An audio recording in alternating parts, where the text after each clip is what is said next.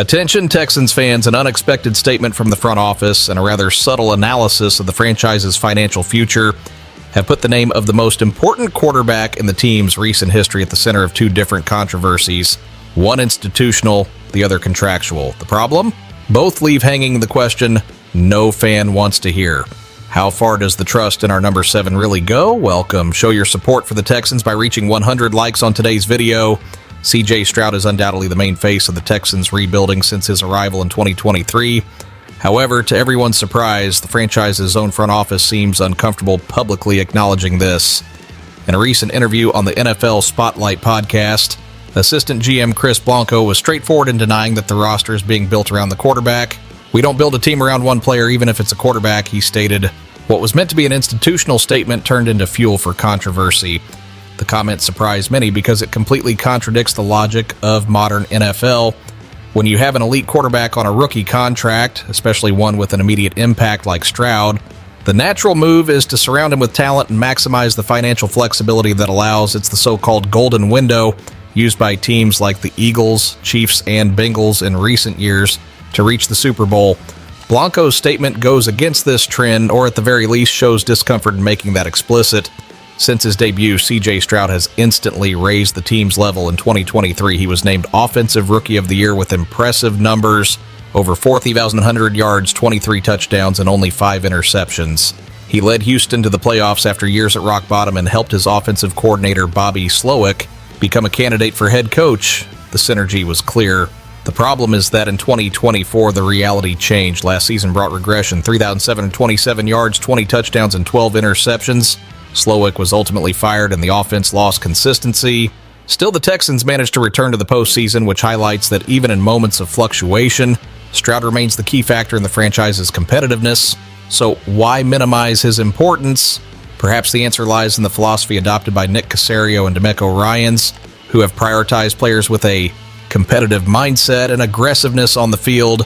Blanco reinforced this view, citing a roster model based on the depth and balance of the 53 active players, instead of a construction centered around the star of the most important position. It's a valid approach, but it sends a mixed message. For the locker room, a statement like this can have collateral effects. When the central figure of the team is not publicly recognized as such, it creates room for questioning, both internally and externally. And for the fans, there's a sense that the club still fears taking a clear leadership stance around Straud, even with 2 playoff appearances in 2 years and the promise of an even higher ceiling ahead. It's also possible that Blanco was simply trying to follow the front office's communication playbook, avoiding creating the image of a public Straud dependence. Still, the way he responded, even refusing the premise of the question about the advantage of having a talented and inexpensive QB, was revealing or poorly calculated. The fact is that Straud, at 23 years old, has already become a central piece in the franchise's recent history. His numbers, his demeanor, and his presence on the field show a quarterback with natural leadership, technical precision, and the ability to change games. What's missing a bit, and this is indeed the front office's responsibility, is to provide him with a roster that matches the potential he carries. And this construction does involve recognizing that number 7 is more than just another player on the roster. He is the engine of the new era in Houston, and any hesitation in acknowledging this, especially from the front office, could be costly in the long run. But while Blanco's statement created tension about the present, another issue is already starting to haunt the future: C.J. Straud's contract. And this second topic comes loaded with financial dilemmas, contradictory statistics, and a number that already sends chills among fans: $60 million per year. C.J. Straud's contract extension will inevitably be the biggest challenge for the Texans in the next 12 months, and it won't be simple. Henry McKenna, a Fox Sports analyst, classified the quarterback as one of the names heading for a contract collision, given the uncertainties that arose after the 2024 season.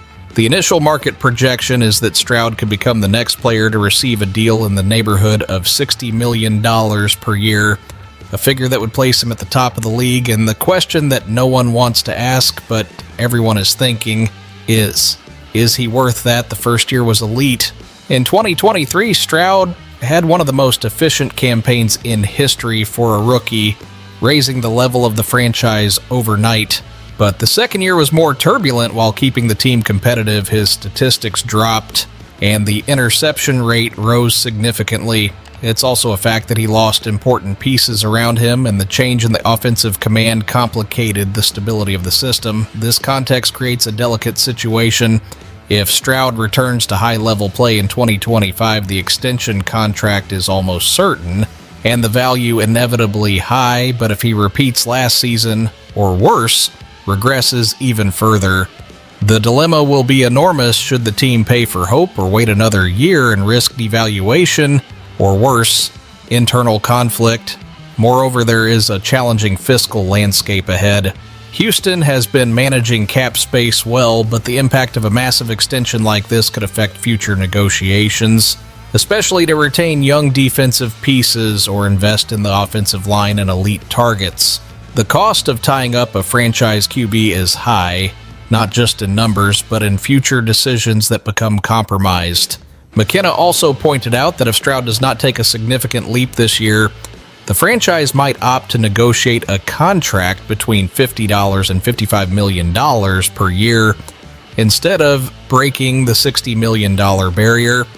This difference, which may seem small, is the kind of detail that can change an entire roster management strategy. And here enters another fundamental point: context. Straud will enter 2025 with a new offensive line, receivers still adapting, and another change in the playbook. In other words, the pressure for individual performance will come with unstable variables around him. If he shines regardless, the value is justified. If he fluctuates, the narrative will change, and with it, perhaps, the mood of the fans and the front office. Texans fans need to understand this is the most important year of Straud's career so far. His on-field production will determine not only his salary, but the future of the franchise for the next 5 years.